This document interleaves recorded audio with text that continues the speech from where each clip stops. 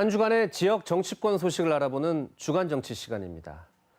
지난주 국민의힘 예비경선 결과가 나왔습니다. 결과는 가나다 순으로 발표됐는데 나경원 전 의원, 이준석 전 최고위원, 조경태 의원, 주호영 의원, 홍문표 의원이 컷오프를 통과했습니다. 예비경선 결과는 비밀에 붙이기로 했는데 흘러나왔습니다. 이준석 후보가 1위였고 이어서 나경원, 주호영 후보 순이었습니다.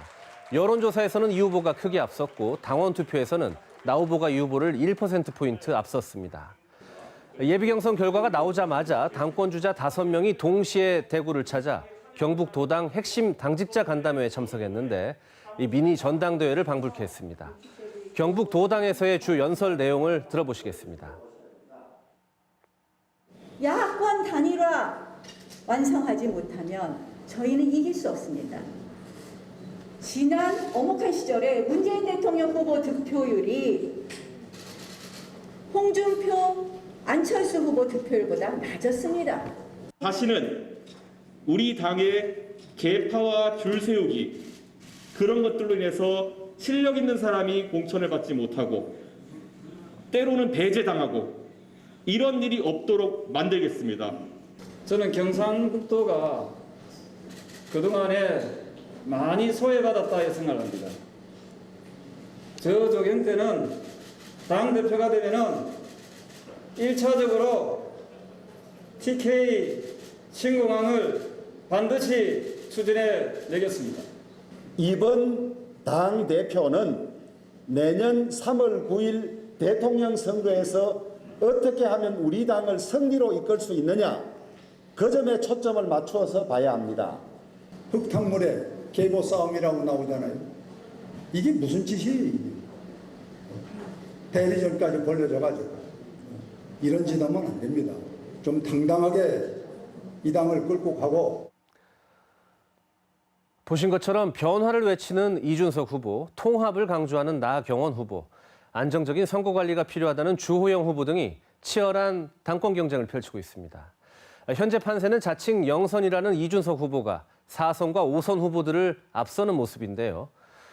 한국사회여론연구소가 어제 발표한 여론조사 결과 이준석 후보가 39.8%, 지지율로 1위, 나경원 후보 17.0%, 주호영 후보 3.4% 순이었습니다.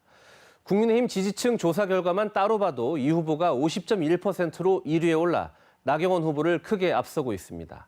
주호영 후보가 5.2%로 뒤를 이었습니다.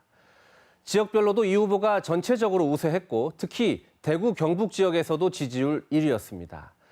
예비경선 1위에 이어 이후 각종 여론조사에서도 이준석 후보가 선두를 달리면서 밴드웨이건, 편승 효과가 나타날 것이란 전망도 나옵니다. 이준석 후보가 후원금 계좌를 열자마자 사흘 만에 1억 5천만 원 한도를 다 채우며 그야말로 돌풍을 일으키고 있습니다. 영선을 뒤쫓게 된 관록의 4선, 5선들도 이제 급해졌습니다. 시간도 얼마 남지 않았습니다. 지난 주말 광주에서 열린 합동연설회에서 후보들은 어느 때보다 더 치열하게 호소했습니다. 발언 내용 들어보시겠습니다. 혁신의 아이콘 애플이 어렸을 때 찾은 사람이 누군지 아십니까? 아이폰에서, 애플에서 쫓겨났던 스티브 잡스입니다. 그가 애플의 역사를 가장 잘 알기 때문입니다. 스티브 잡스가 애플에 돌아와서 한 말이 있습니다. 오늘부터 우리는 휴대폰을 재발명한다고 이야기했습니다. 나경원이 당대표가 되어서 우리 국민의힘을 재발명하겠습니다. 당내외 혁신의 씨를 뿌리고 대선 승리의 열매를 거두어올 사람은 저 주호영밖에 없습니다. 존경하는 당원 동지 여러분, 이번 당대표는 정권 교체의 캐적임져야 합니다. 국회 경험도 없고 큰 선거에서 이겨본 경험도 없으며 자신의 선거에서도 패배한 원외 당대표가 대선이라는 이 큰 선거를 이길 수 있겠습니까?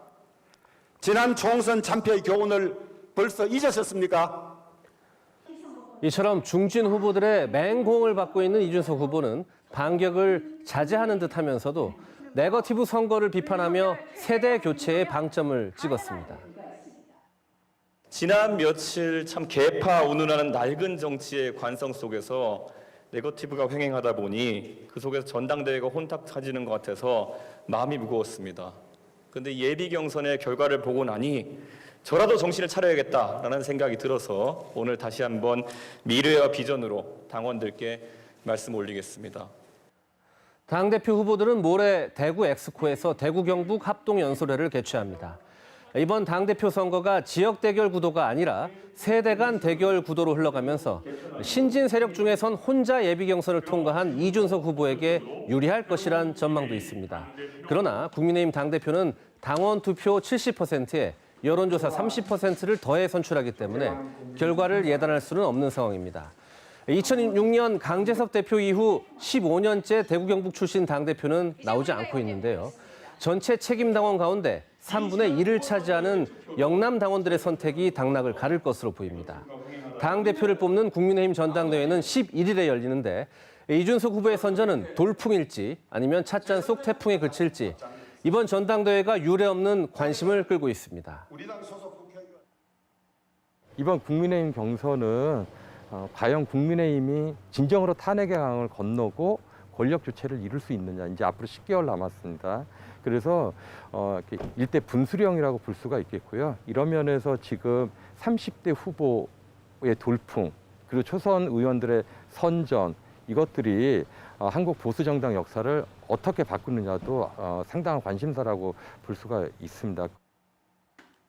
네, 다음 소식입니다. 전국 동시지방선거가 이제 정확히 1년 앞으로 다가왔습니다.